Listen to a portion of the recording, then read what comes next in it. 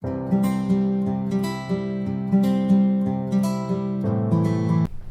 to AETCM, the emergency medicine channel. Today let us discuss about some of the common IV fluids and their uses, indications, contraindications, all these things. The most common way of categorizing IV fluids are on basis of their tonicity. They can be classified into three major groups: isotonic, hypotonic and hypertonic. Isotonic fluids or IV fluids that have same concentration of solutes as blood plasma.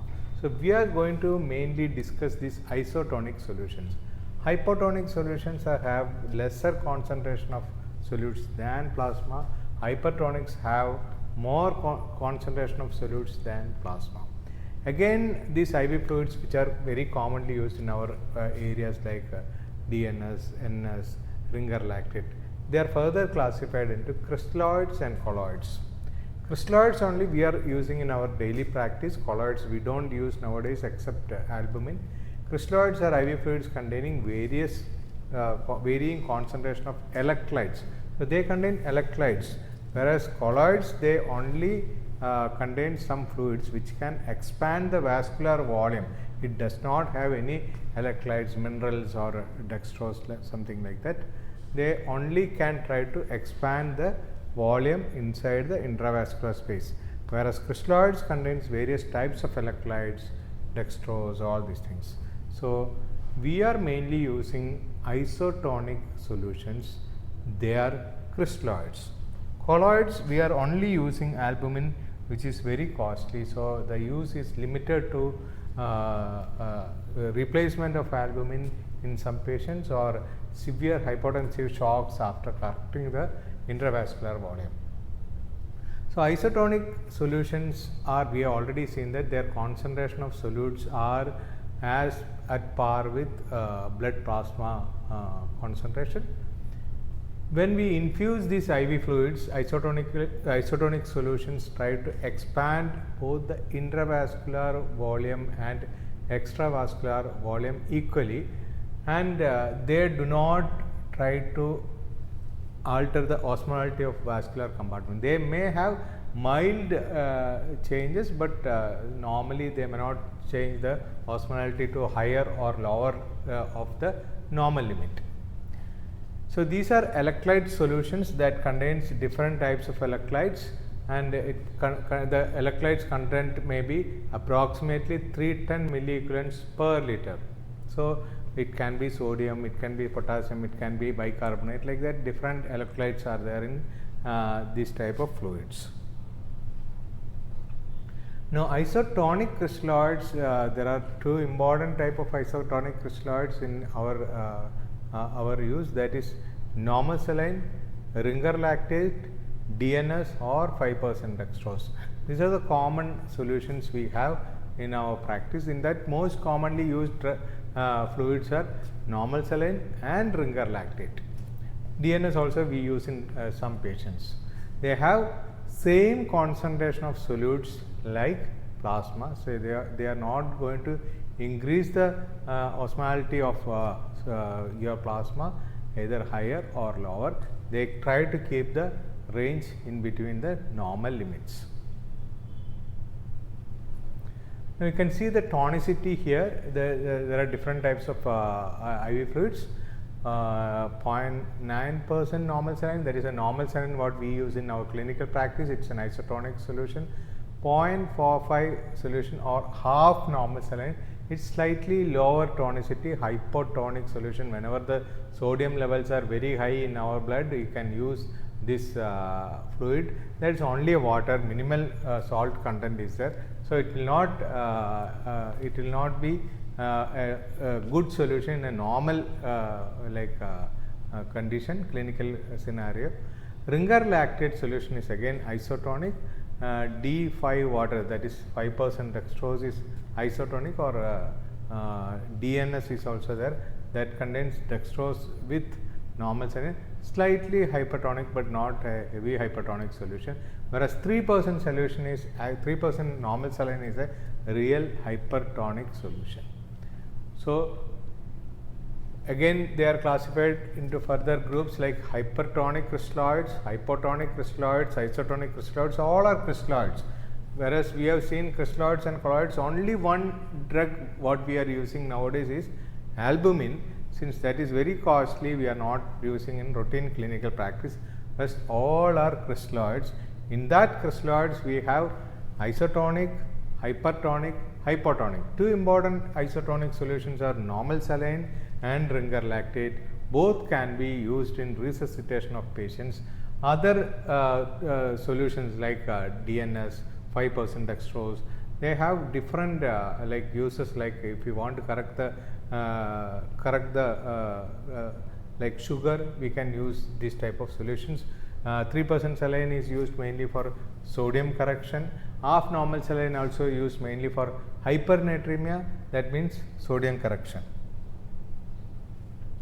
Now, the three important solutions, one is normal saline, ringer lactate, DNS comes under normal saline, dextrose with normal saline, and 5% dextrose, all are crystalloids.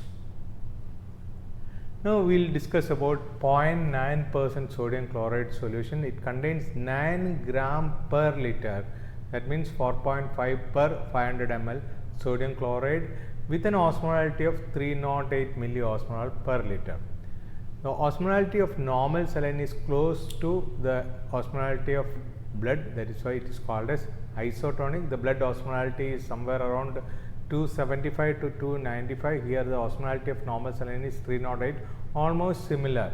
So there is no change in the osmolality. You can safely give this solution.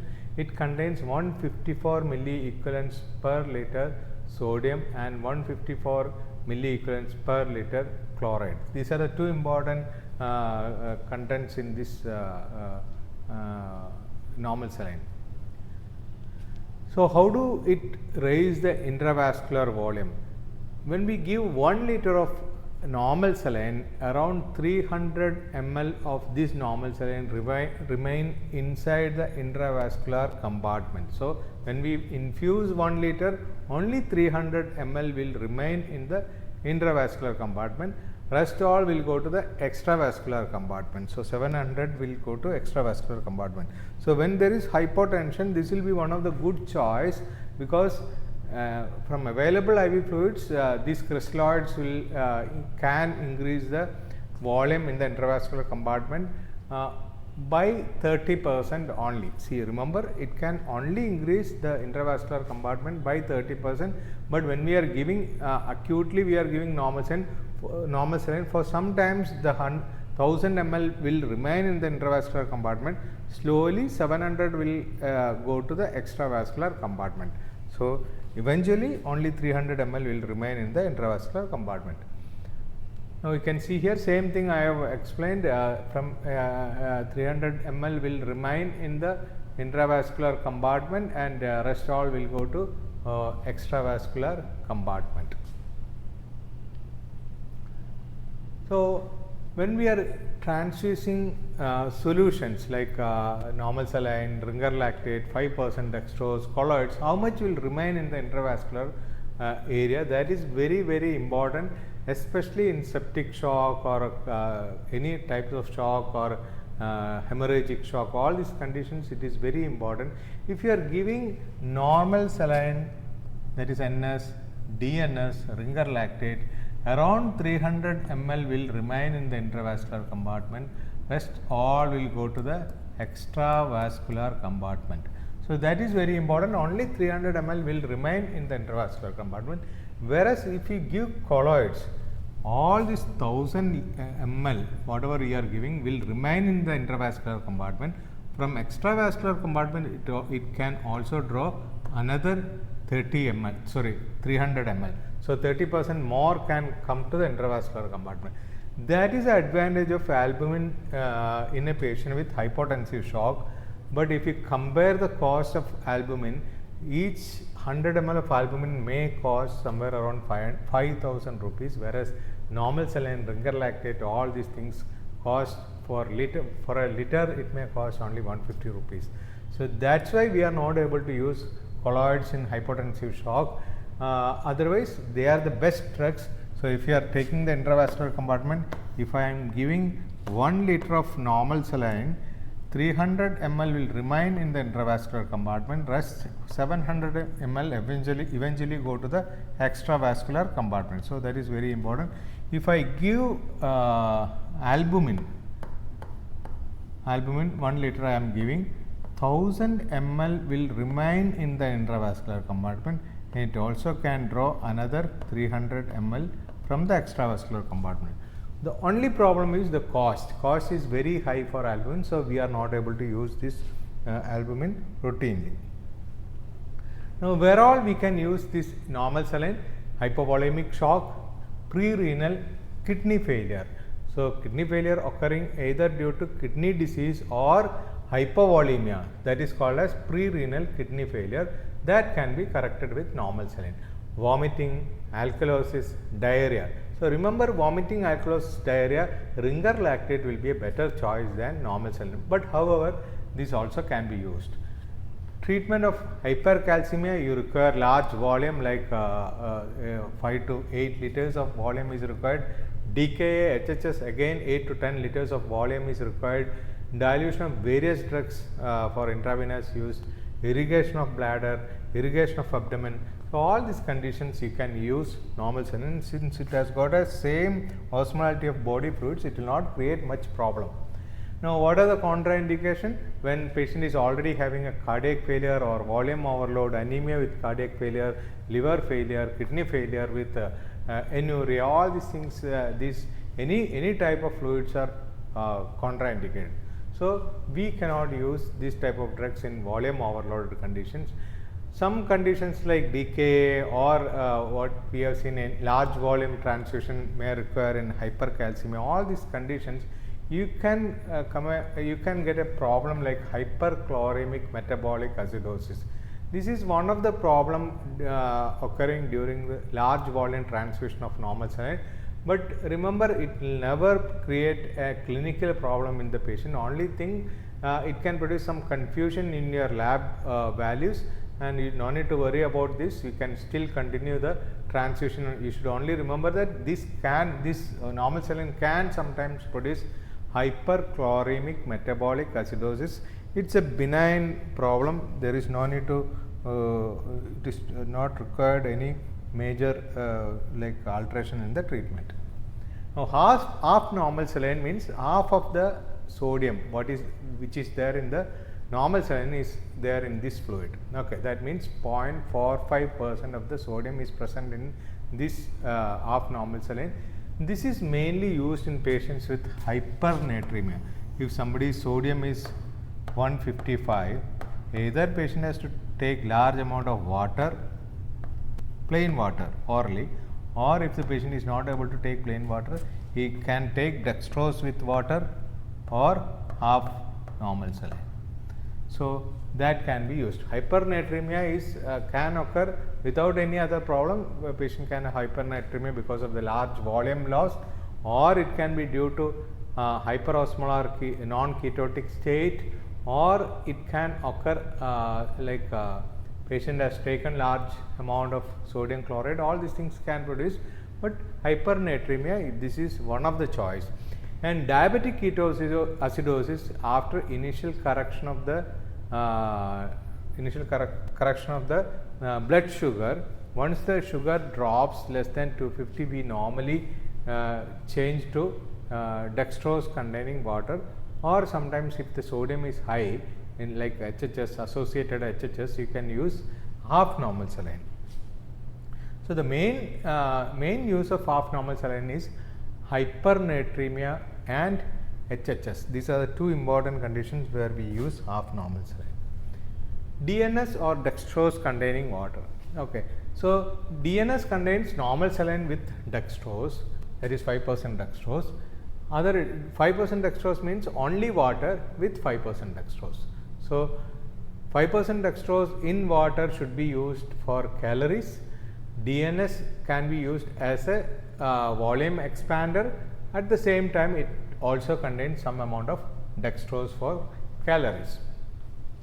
So, you should only remember that how much calorie this 500 ml contains, each 500 ml contains 100 kilocalories.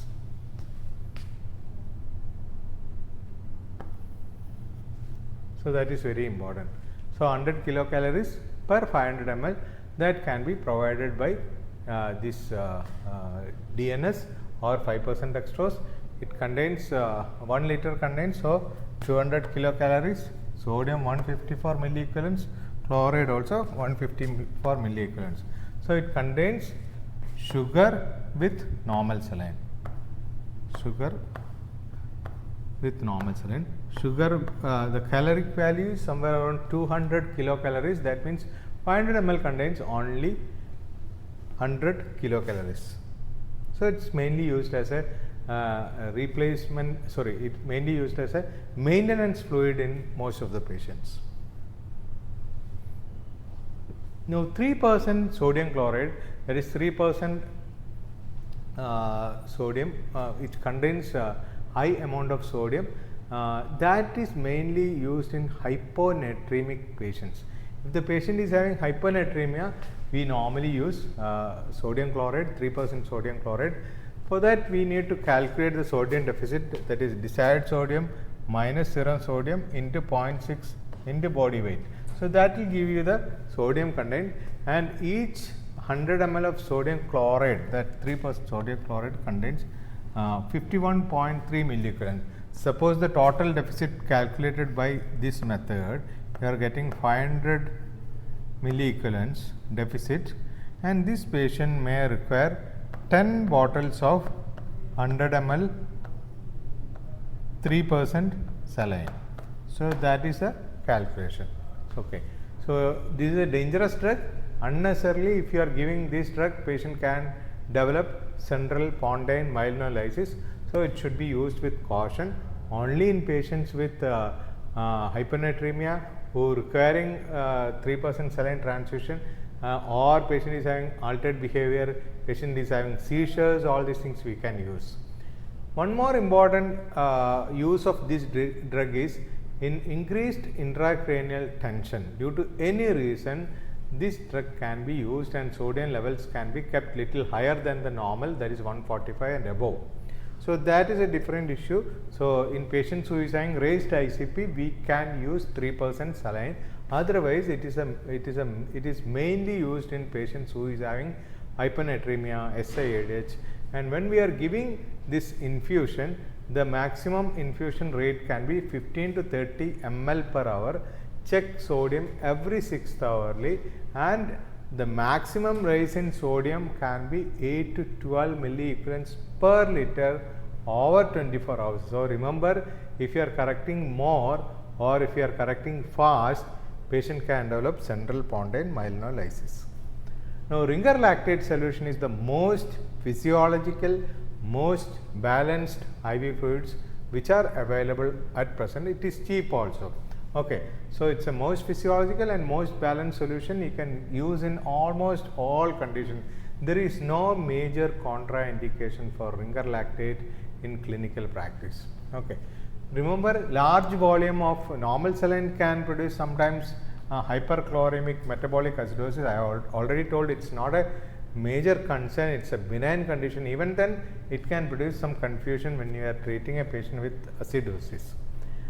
Whereas ringer lactate is very, very safe in most of the condition, including lactic acidosis, you can give ringer lactate. 1 liter ringer lactate contains 130 milliequivalents of sodium, that is 130 millimoles per liter, 109 milliequivalents of chloride ion, 28 milliequivalents of lactate, and 4 milliequivalents of potassium. So all these things are there. Potassium is there, sodium is there, chloride is there, and lactate is there. It does not have magnesium, and it has got limited role in potassium correction. Remember, this fluid does not contain magnesium, so it cannot be used as a complete physiological balanced solution. If you want to use, there is another fluid that we will discuss afterwards. So magnesium is low in this fluid, or no magnesium is there. And one more thing you should remember, it contains potassium, but it is not a potassium replacement solution. It can only add some amount of potassium to your body, but it can never be used as a replacement solution. There you have to use only potassium chloride, so add to some of the fluids. 3 milliequivalents of calcium also it contains. Okay. It contains bicarbonate that prevent acidosis. So, safely you can use this IV fluid even in acidosis. Normally we give normal saline in all types of metabolic acidosis in emergency room, but Ringer lactate also can be used. There are some doubts regarding whether we can use Ringer lactate in lactic acidosis. There also we can safely use Ringer lactate.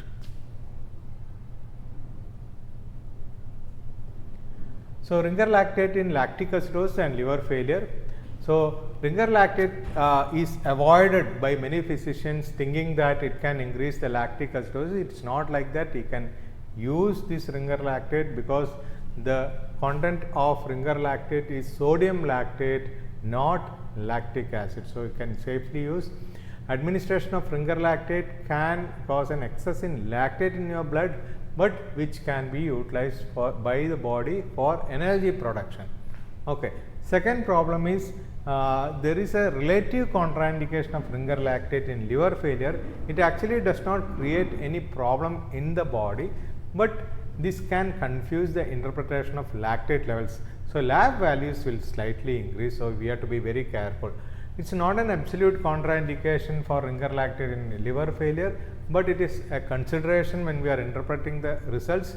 During administration of RL in patients with liver function, most of the lactates are metabolized in the liver, and in any hepatic dysfunction this will result in accumulation of lactate in the blood, but it is not a lactate like what you are seeing in the lactic acidosis. I have already told they are sodium lactate that can be utilized for energy by the body, but when you are taking an ABG value, that can show some lactic acidosis. So, interpretation will become difficult. That is why we try to avoid it, but it is not a contraindication. Now, Ringer lactate is mainly used in all types of fluid requirement, diarrhea, hypovolemia, cholera, all these things we can use. It is used post-operative patients, burns, peritoneal irrigation, diabetic ketoacidosis. Ringer lactate and other crystalloids are vehicles for IV drug use. So, many areas it is used. Remember, there is no major contraindication, there is no major side effects. Any condition you can use Ringer lactate. It is the most physiological, most cheap and most physiological balanced solution. It does not contain magnesium. It contains potassium, but it cannot be used as a replacement dose for potassium deficiency. Now, plasmolite is another important crystalloid that is a best like a physiological solution, better than Ringer lactate. Only thing is it is slightly costlier than the Ringer lactate, maybe double the cost of Ringer lactate. It contains more magnesium, like you can see here 1 liter of this solution contains around 140 milliequivalents of sodium, 5 milliequivalents of potassium, 3 milliequivalents of magnesium, 98 milliequivalents of chloride, and 27 milliequivalents of acetate and 23 milliequivalents of gluconate. So, this is one of the best physiological balanced solution. It also contains magnesium, better than Ringer lactate. Cost is almost double of the Ringer lactate. Now, 5% dextrose in water, it contains calories. 1 liter contains around 200 kilocalories of calories. So, when the patient require calories, patient is not able to take oral feeds, you can try for dextrose saline, and it also can be used in hypernatremia. So, when the sugar is increasing, you can see the salt is decreasing. Okay. So, calories and hypernatremia. And during diabetic ketoacidosis, when the blood sugar drops to 250 and all, you can use DNS or 5% dextrose, because if it drops further, then it can produce hypoglycemia and symptoms. So, that should be done in decay. And if the patient is on hypoglycemia, initially we give 25% or 50% dextrose, then to maintain that you can use DNS or 5% D. Now human albumin, I have already told it's the only colloid we are using nowadays. So when we are using crystalloids, when I am infusing 1000 ml of crystalloids, around 700 eventually will go to the extravascular compartment, 300 will remain here. Whereas I am infusing 1 liter of colloids like albumin, that 1 liter will remain here, and 300 ml of fluid it will draw from the extravascular compartment, then it will become 1.3 liter. So it's a best volume expander. So in cases with a hypotensive shock, initial treatment of initial resuscitation will be with crystalloids. Once the volume is expanded, then if you give albumin, the infused fluid will remain in the intravascular compartment. But we cannot use 1000 ml of albumin initially itself, because it is not good for the patient, and the cost of the treatment will be very high. We don't use like that. So this is the thing I have explained. If we are giving normal saline, around 700 ml will go to the extravascular compartment, but that will never increase the intracellular compartment. Whereas if I give albumin, everything will remain in the intravascular compartment. That also draws some amount of fluid from the extravascular compartment to the intravascular compartment. So that you should remember. So we have discussed about common IV fluids, intravenous fluids. They are basically classified into isotonic, hypertonic, hypotonic. We have discussed more about isotonic solutions like ringer lactate, normal saline, plasmalite, DNS, 5% dextrose. They all can be used in any conditions where the patient is having hypotension or shock.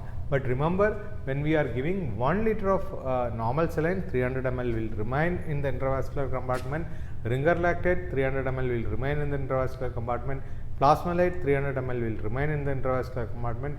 If it is a dextrose containing water, only 100 ml will remain in the intravascular compartment. If you are giving albumin, 1000 ml will remain in the intravascular compartment, and another 300 will be drawn into the circulation. So that is an advantage, but the disadvantage is it's very costly.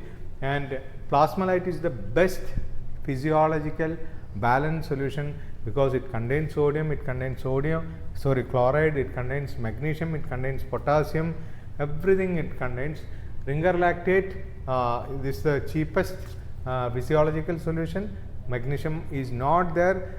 It can be used in almost all conditions. There is no contraindication in lactic acidosis. There is no major contraindication in the liver disease, but it can alter the lab values in liver disease. You should remember that. Normal saline, when we are using, it can expand the fluid in the intravascular compartment. Only known complication is it can sometimes produce hyperchloremic metabolic acidosis. It's a benign problem. Whatever it is, when there is cardiac failure, liver failure, kidney failure, when the patient is having already fluid overloaded conditions, when we are using this type of solutions, we should be very careful, because patient can develop pulmonary edema. Thank you.